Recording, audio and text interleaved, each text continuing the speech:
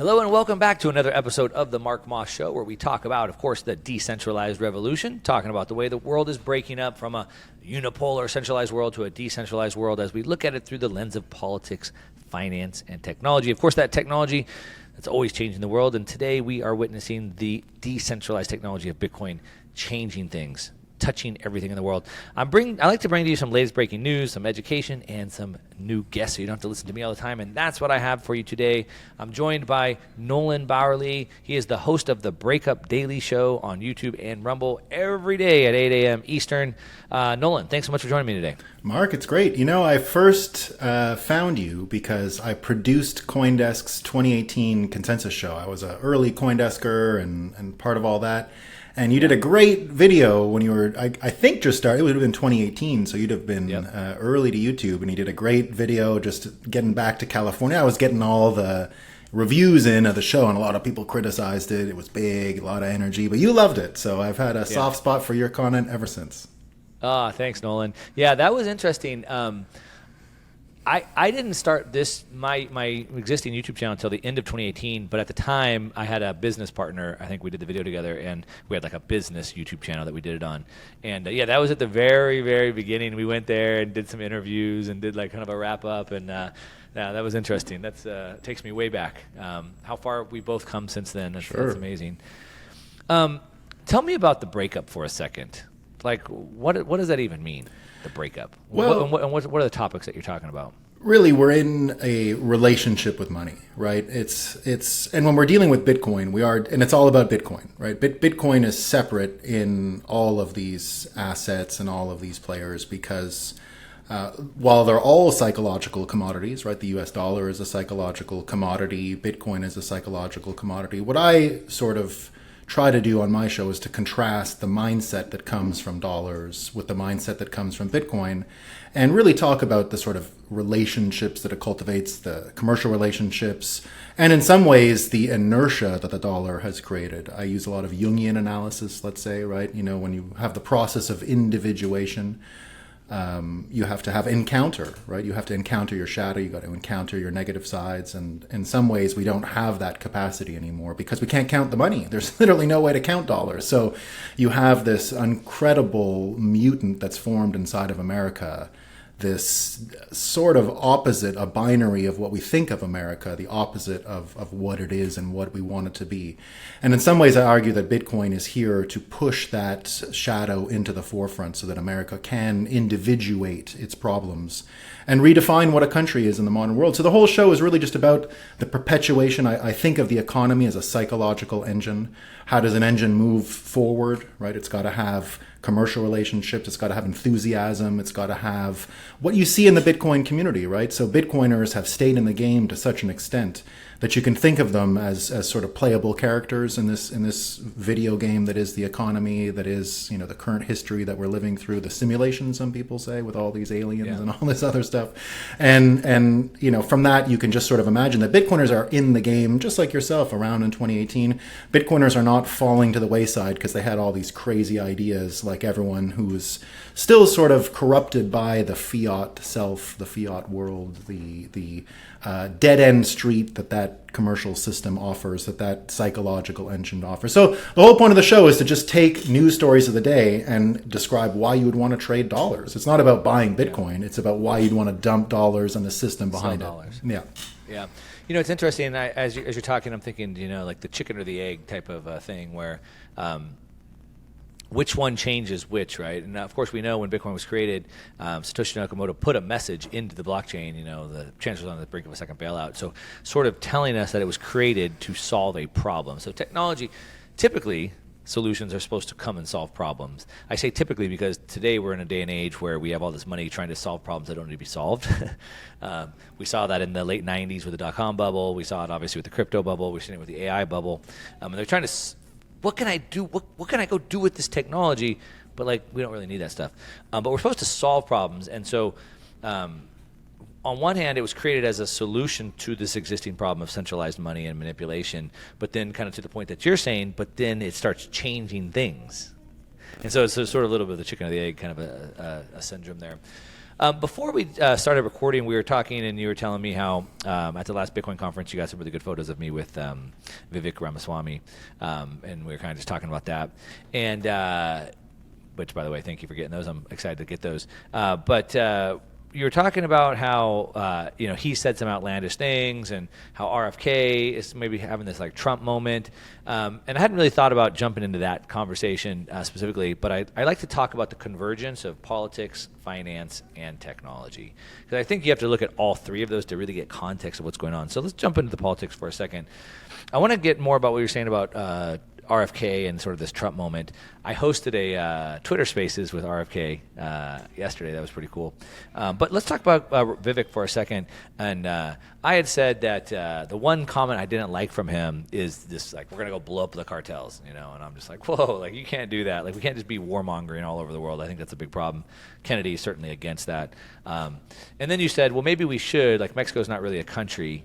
They're more like controlled by cartels. Like, unpack that for me. Yeah. So when I say maybe we should, I'm not saying what I think I want to happen. Sorry, I'm not saying what I want to happen. I'm saying what I think will happen. So there's a difference, right? Predicting a thing that's going to happen is not exactly the same as advocating for it. Certainly. Yeah. I don't want to see a lot of things I think are going to happen that I certainly don't want to happen. I'm trying to stop them. Exactly. Yeah. I don't want to see anyone in Mexico dying or anything like that. That's for sure. But when you start thinking about the supply chain, for example, in the fentanyl crisis, and you start to think of the playable characters that are involved in this game, it goes back to China with some of the primary products involved in these in the fentanyl distribution. We know the names of these people. I mean, we know them, right? So we tried many times. America tried in trade deals, bilateral trade deals with China, and said, deal with this fentanyl problem. If China was ever serious about dealing with the fentanyl problem, those people, I think they know how to find people and arrest them. I've heard anyway that China has a pretty efficient system at rooting out people it doesn't want around. Well, that's never happened. These people are still roaming free in China, and we know the supply chains, right? We know how they get the stuff to America. So when Vivek is talking about destroying these cartels, remember, no one is talking about attacking Chinese people, no one is talking about attacking Mexican people, Mexican towns, but the cartels are separate, right? I would imagine you would get some kind of a flyover brochure and saying that anyone who's here in the next little while, get out, because there's a drone swarm coming, or there's some form of military operation coming.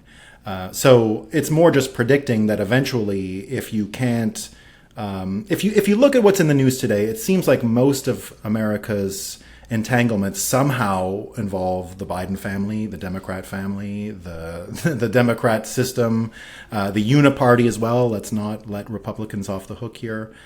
Certainly involved in a lot of this stuff, but the whole issue becomes, right, what will happen to this military apparatus when it's not covering up whatever is going on in Ukraine or Russia? Who can tell, right? But one would imagine they can be recalibrated, maybe, for this mission over there to stop the drugs from coming into America. Now, it's not something I want to see happen, but when Vivek is talking about it, he's doing the Trump campaign trick of saying the thing that will keep him in the news, right? Just look at the spending the campaign has done. They've spent very little money, yet he has been able to surf on top of a wave of attention the same way Trump did. Remember, Trump's original 2015 campaign tactic was to keep the little red light going, right? To keep all the live cameras that were covering him on. And Vivek seems to be copying that exactly. Now, I feel like the energy in the early Trump campaign is more captured by the RFK campaign, but the tactics are slightly different. What we see with Vivek, I think anyway, is probably the highest IQ we've seen of anyone running for high office in America in a long, long time.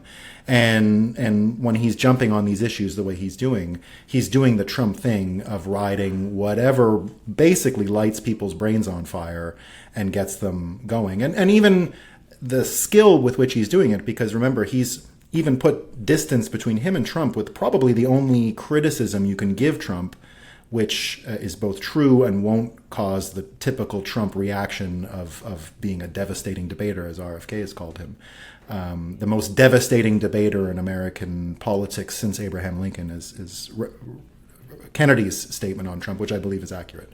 But Vivek just said basically Trump has this thing where he makes people crazy and they get super angry, and he won't do that. But other than that, he is policy-wise pretty aligned with Trump. So just that trick of being able to ride what gets people's attention, what gets them riled up, and all of that stuff. So I could see how we could make the case for the Mexico situation, the Mexican situation. I don't want to see it happening, of course, but predicting it's going to happen because he's saying it's going to happen, and understanding the game he's playing to get attention and all that is what looks like's happening to me. You dissected sort of this fentanyl crisis pretty well. It's scary. I mean, I got kids, and it's the number one cause of death of 18 to 34-year-olds. My daughter's in high school, and she knows 2 people who have died. I mean, it's like really, really scary. And it's for people who aren't doing the typical. It's not always recreational drugs. It's for people ordering like an Adderall on TikTok or something, or on Instagram, and for studying. You're hearing some pretty unbelievable cases. Yeah. But you framed it up pretty well. So I know you spent a little bit of time looking into this, and to your point, you said we know who the people are in China. We know who their names are, right? And one of the big problems is that it's not illegal in China, and so China won't do anything about it. Mm-hmm. And it sort of reminds me. It almost makes me think of revenge for the opioid. Wars that the U.S. inflicted on China. We got. Oh, hold on! No. America was not even around. This was British. Okay. Totally British. It was in the late. It was 1800s. But America wasn't. America was about to go through its own civil war when it started. They were just preoccupied. It was 1850s. America had its own West Coast to deal with, and it was not. It just wasn't over in Hong Kong, right? Hong Kong was like a Scottish town, really, and so. That opium war was really about Hong Kong, controlled by Great Britain. So anyway, it just seems sort of like a maybe a revenge for sort of like an opium wars, where now they want to get the U.S. weakened for and you can look at a bunch of data points. Maybe TikTok is like that, and obviously maybe they want this to happen. So if you look at it from that lens, it just seems like the U.S. should have many tools at their disposal before. Bombing things, right? Many diplomatic as well as financial sanctions and tools and things like that. And so it just makes me think, like, do they want to stop it? So it seems like going straight to bombing is like, hey, we need to stop this now, but there's like nothing being done that would almost seem like a last minute approach, right? And so like, shouldn't we be doing things in advance of that? I would say if you're getting briefed by military strategists, looking at what's going on in Ukraine, looking what's going on in that theater of war, for example. We've learned a lot about what is obsolete and what is relevant now in war, right? I believe in this World War III that we're in already, we're going to see one of those beautiful aircraft carriers, a major feature of the US dollar, simply melt into the sea, and the $1 billion F-35s are just going to fall off and they'll be gone forever. Because of this asymmetry of violence that we're starting to see with drone technology, with the capacity of tanks to fight against drones, and the idea now that you can have an army raised for $5 million or something like that, right? It's not going to be that complicated to create a bunch of drones. I think, anyway, there is this idea that if you don't stop it now, this is more or less your last chance to get these guys on the ropes. Now, there could be spiritual awakenings. There could be other things that could fix this in the world.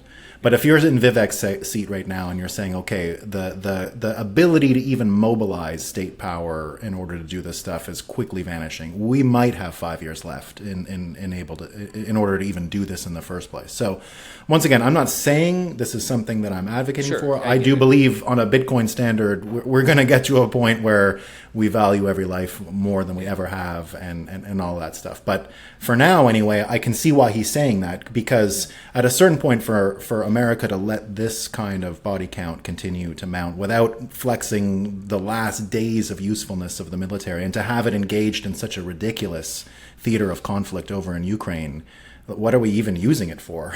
Yeah. Right? They built this thing that apparently is great. And it's looking sort of obsolete and incompetent at some point as well. I had an amazing conversation with Dr. Robert Malone, and we talked about what he's been talking about is his 5th generation of warfare, and he talks about these like 5 stages. Sure. And the 3rd stage was the American industrial military, the aircraft carriers, the tanks, the bombers, right? The 4th generation of warfare he frames up as like starting in Vietnam, like guerrilla warfare, and then to like terrorism, like independent cells. And then the 5th generation being really kind of where we're at today, which is sort of like this information psychological warfare that's coming from somewhere, but you don't know where it's coming from or what it's doing. But he says that, the U.S. has never won a war since the fourth generation of warfare started. So, you have terrorism, for example, but you have all these independent cells with no head to cut off. There's no army to go fight, and there's no leader. They're only aligned on ideology. So it's very interesting. So, it's greatly changing. And to the point, we have a $1 billion aircraft carrier that could be sunk by a $2 million missile or whatever, right? Yeah, like a little RC radio controlled boat could probably take one of these down at this point, right? Yeah. They're even talking about injecting AI into them now, so that when they are blown off course from one of these jammers, one of these radio jammers, right? That was the big thing that was going to save the aircraft carriers from the drone swarms. Was, we can jam the radio; they're not going to work. Well, they plugged AI into each of them now, so the AI will actually just override any jamming and it will remember their mission, basically, which is crazy. So let's take it. I mean, this isn't really where I had planned on taking it, maybe a little bit. But if we take this maybe just to a little bit of a conversation, like we're really witnessing, as I like to call it, a technological revolution. About every 50 years, a new technology comes and it changes the course of humanity. And so we're seeing that in a number of ways in warfare that we're talking about, right? And we're kind of witnessing like the death of one system and maybe the birth of another one. And so there's this growing pains or this creative destruction process that we have there. And you have really, like on one hand, you have the incumbent powers trying to maintain and hold on to what they have. And then you have like a new system that's like coming up behind it. And so you have like you mentioned earlier, kind of like the Biden family and, the Democratic Party. And I mean, both parties are almost as bad. And really we're seeing it's like we the people versus the governments, right? Where it's like, but really it's symbolic, I think, with Biden. I think even President Biden himself is symbolic of the U.S. being old and decrepit and out of touch and so forth. And then you have, a lot of the high-ranking people in politics are over 80. Dianne Feinstein's 90. She doesn't even know her name anymore. And they're like trying to control and pass rules and laws against this brand new cutting-edge technology that's like facing to change the world. And then we still have old presidents running. I mean, even Kennedy. I mean, he's no spring chicken. Vivek is a lot younger and understands a lot more, so it brings me a little bit more hope. But do you see that same power struggle being set up? Oh yeah. So what you're saying about and actually, I just threw you a big question that you're gonna have a big answer for, but I got to take a quick break. So sure. Before I wind you up and let you go on that. I'm going to take a quick break. If you're just tuning in, you are listening to The Mark Moss Show. I'm sitting down with Nolan Bauerly. He is the host of the Breakup Daily Show on YouTube and on Rumble. You can check him out every single day, 8 a.m. Eastern, which I highly recommend. A little morning dose to kind of get your mind right about the breakup and sort of how the world is changing as it's divorcing or as it's breaking up from the dollar. Talking about like this changing of the guard and this power struggle where we have this incumbent, political class, 80-year-olds, and not just in the U.S., the developed world. I mean, the Western world, Europe is the same way. But at the same time, there's this massive disruption, and they're like utilizing almost every tool in their arsenal, including now the Justice Department, to seemingly like hold on to that power. And I was just curious, are you seeing that same power struggle setting up, and what are your thoughts on that? That's exactly the frame that I use for the breakup every morning. The genesis of the idea actually comes from a conversation I had in 2016 in China. And I was there doing Bitcoin stuff and talking with some Chinese people. And, they were talking about just slinging coins for, getting out of the yuan to get into Bitcoin because their government was used to manipulating their currency. And I realized suddenly that American patriotism around the dollar looked so silly in retrospect, right? How can it be that a country would take such patriotic pride in something that's being used to manipulate them? The Chinese folks I talked to had all kinds of pride about their country and their history, and it wasn't caught up in the dollar. Right? They were used to it being manipulated overnight. And suddenly I realized that Americans had this blind spot in the same way that a fella you might know or a lady friend you might have might be in an unhealthy, toxic relationship. And they might not understand it. They might have struggles to get out of that toxic relationship. It's not easy. You have codependencies and all that. And So my show really is just about talking about getting rid of that breakup. And it is exactly as you said, along those lines of 5G warfare. 5G warfare, Michael Flynn was one of he wrote a book called 5G Warfare. The way I talk about it is it's a psychological and economic war. Now, I've just expressed that economics are just a psychological engine, so it's kind of repeating itself, but that's their frame, and that's how I think about it. And indeed, we've only organized ourselves in terms of nations and countries for a very brief part of our history here. This is a new thing, right? Some countries did it for longer. France has a little deeper root into nationalism because the geography is so precious, and you would understand why someone would protect it as well. It's naturally easy to protect with mountains and seas. And so something like a nationhood was able to arise in France, similar to England, right? It's an island, and even then they couldn't create a uniform, homogeneous nationality within the island. You had Scottish people and Welsh people and all these people who fought over what kind of nationality England really was. And then you take a look at a place like Germany, which was never a country, ever. It was just a language, right? And you look deep into history and you find out that in the Roman time, it was not a nation the way we would think of a nation. They had certain pride, but they had different languages and all kinds of different things. So the point is, being a country and organizing yourself around nationhood is a anomaly in history. And while it worked for a little while, there's entropy and now technology entering the system. And indeed, World War III, I characterize on my show all the time as absolutely not a hot war between nations themselves. Your reference of anyone's reference and frame of thinking about World War III the way we thought about World War II is going to lead you astray. In many ways, World War III is a play on what happened in World War I, which was all about how you finance war. World War I had everything to do with debt-based nations. The US dollar came alive in time for World War I. And it was against gold-backed nations, so Bismarck's Germany and the Austro-Hungarian Empire. They sued for peace many times and couldn't afford the war. They were getting catastrophically wiped out financially, whereas America, because it was now on this brand new form of money created by the banking cartel and the Federal Reserve, was able to finance a war that was basically impossible to lose at that point. However long it went on was fine. No one really cared. The British were making money off of, the wealthy British folks anyway, were making money off of gold conversion or something like that between arbitraging with the US. Long story short, it looks like as we get here to World War III, we have this sort of entropy in the system. And we talked earlier just about, Satoshi talking about the Genesis block, for example, Chancellor on the Brink. He did many other things, many other signals, which would lead us to believe that that's what we have in store. Of course, the October 31st white paper, right? That's the same day that Martin Luther did something very similar, in that it wasn't in 500 years ago when this was put up, right, in however long ago that was.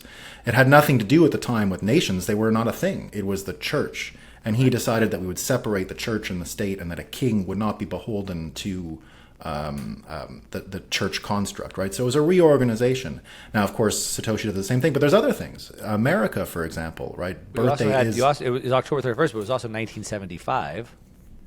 Which was the year that we allowed Americans to own gold again. Yeah. So there's another, and I'll even tell you, we'll go back to the presidencies, because what I see here is when we talk about fourth turnings or technological changes or frames that you can use to understand where we're coming from, right? Because I use predictions on my show a lot, because if you can make a prediction and it comes true, it's more likely that your worldview that you held when you made the prediction was accurate, because it's predictable, right? If the model predicts, it's useful, as in science, as in anything else, right? Predictive models are useful. And so when I think of what happened, really the story of Bitcoin, and I was talking about that same conversation we were having with Vivek, when I spoke with RFK at the Bitcoin event in Miami back in May, what we talked about was 1964, the year after his uncle died, because that's the year where the Bank Secrecy Act comes into play. Right. That's the time when they deputized the banks to look into why there's some protests about Vietnam. What's going on there? We just want to know who's making a fuss. And very quickly it was, well, who's asking questions about JFK? Who's asking this and that? And so I predicted already in November, had nothing to do with knowing about RFK and Bitcoin, but I started reaching out to RFK last November simply because the story of Bitcoin and whatever it is we're going through actually goes back to when his uncle was killed. And I said, well, we're going to want to know the answer to these things, and we're not going to be able to deal with what happened and understand what happened to America unless we understand 1964. That's when banks are deputized to involve themselves. That's when you have the corrupt merger of corporate and state power really start affecting American systems to the point where we are now in a type of world war against what that created. And indeed, the framework to understand World War III is nations against people. It's exactly what was predicted in the sovereign individual. It's exactly what I was already made a terrorist. I'm a Canadian, right? Of course, those truckers made most of us terrorists. Right. So I've already many times apologized to any debate I had with any Muslim person from the Patriot Act on, which I was never in favor of, but I at least said to them, well, we'll know the difference between a terrorist and someone who created a crime. Well, in fact, I was the first person to be confused with Osama bin Laden. So, I'll never forget that. And right away, you can understand this is not the way to organize people and nations and all that. That was the point that RFK brought up on the spaces I have hosted with him yesterday, and he said that was actually the point that really woke him up, the trucker protest. Like when he became orange-pilled, that was the first question that was lobbed to him. And he said, when that happened, that's when I woke up. Something else I didn't know, obviously I know, JFK said that, he was past the presidency from Eisenhower, who warned him about the military-industrial complex, and then he gave the famous speech where he said he's going to splinter them into 1,000 pieces, and so he kind of came after the intelligence community and the banking cartel. And so I've always kind of eyed that up as probably what led to this assassination. But what I didn't know until RFK was talking about it, but actually JFK was taking steps to introduce a new currency that was backed by silver and gold. And he kind of broke it down. I don't remember the exact details. You probably know more about that. Bimetallism. Bimetallism. And, interesting enough, there was another president who was assassinated for trying to take on the Federal Reserve, and that was Lincoln. Right, so Lincoln created something called greenbacks, which we think of just like as a slang term for dollars. But during the Civil War, he's like, why are we borrowing money from this banking cartel when the government could just create its own? So he did, and he created the greenbacks, and then, of course, he was assassinated as well. But, all of this goes back to, kind of as you mentioned, this bimetallism, gold being around for thousands and thousands of years. I love Bitcoin because it's a more technological advanced creation today, but gold has been a way to protect your wealth for thousands of years, which is why central banks are still buying more gold than any time in history. And the problem with gold is it's not easy to verify, so you want to make sure you're getting it from a trusted source. And that's why I work with a company called Universal Coin and Bullion.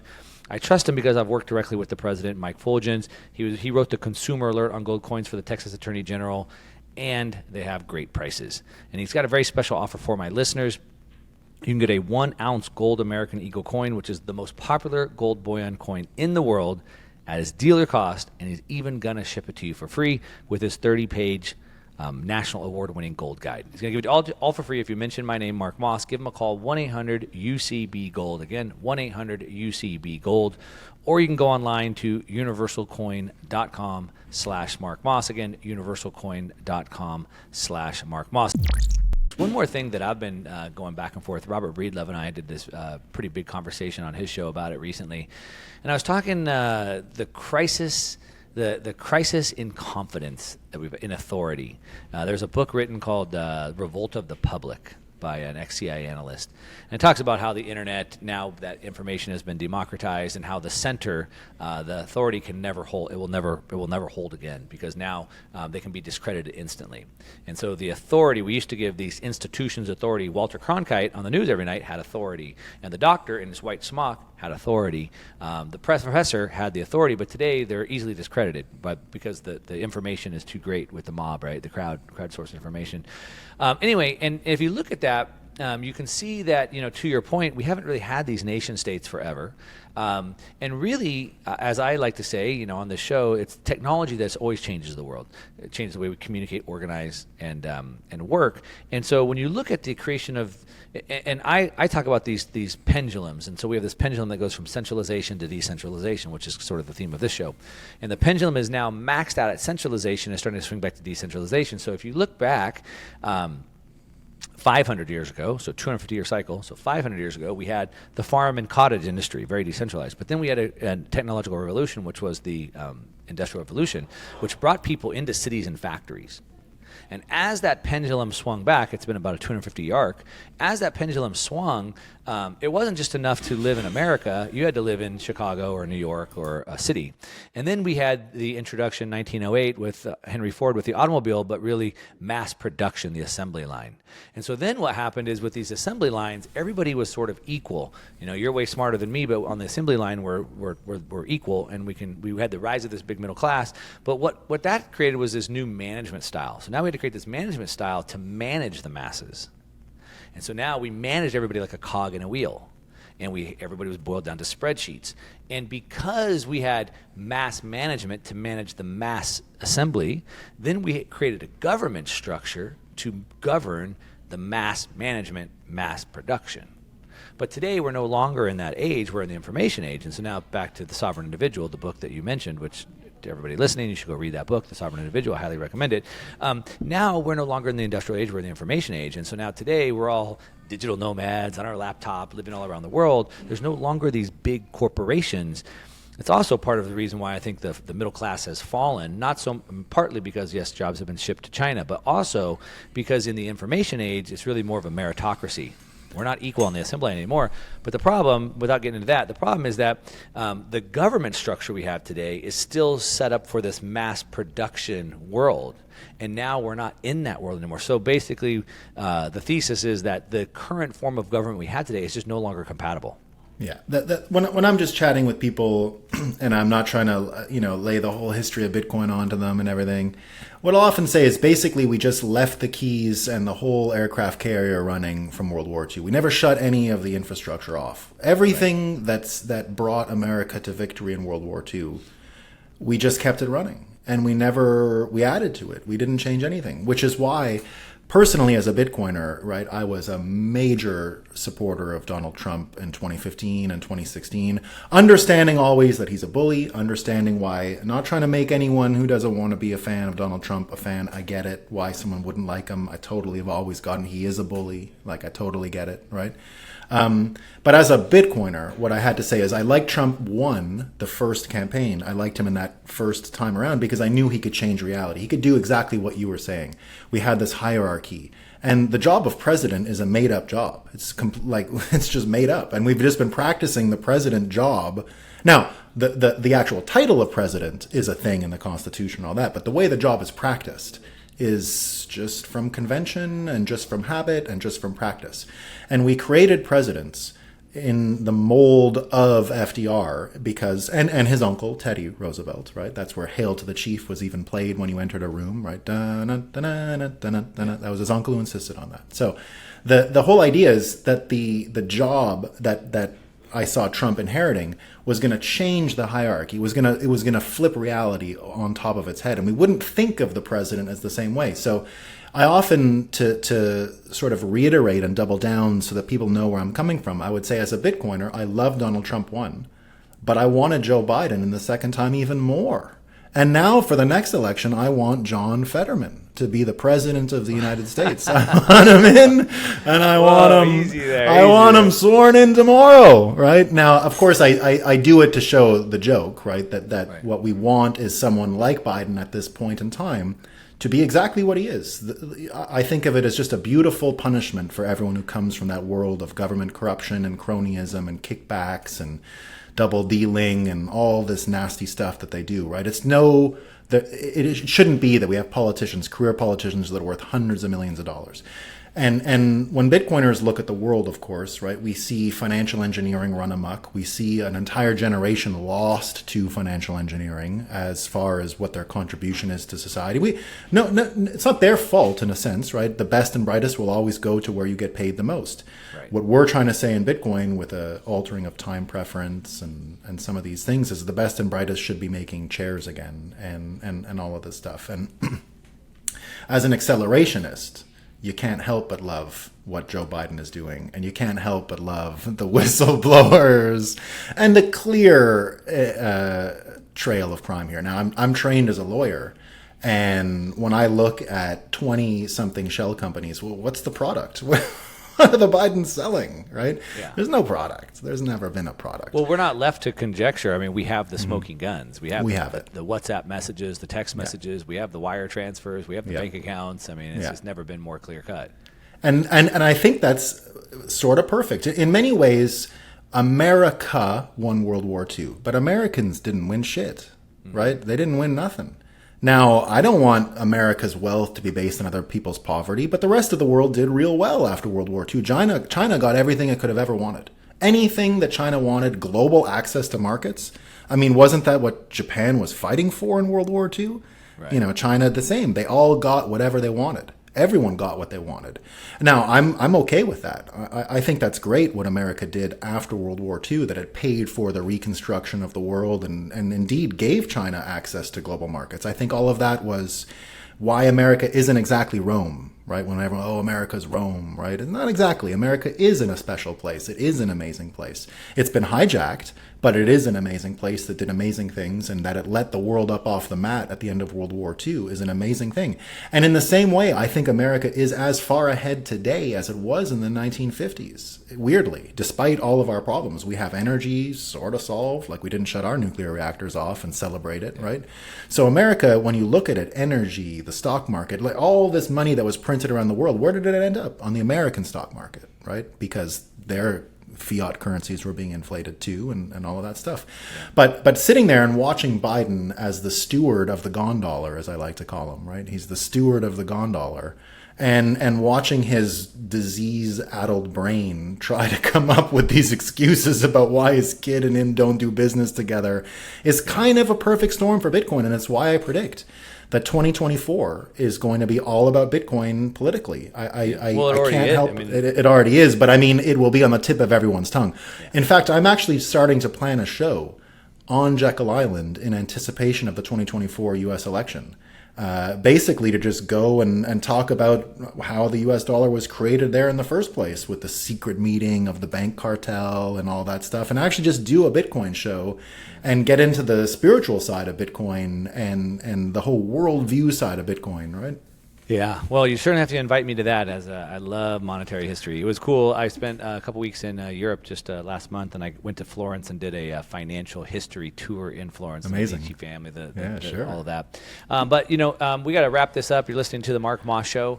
I've been joined by Nolan Bauerly. He's the host of the Breakup Daily Show on YouTube and Rumble every day at 8 a.m. Eastern, so go check that out.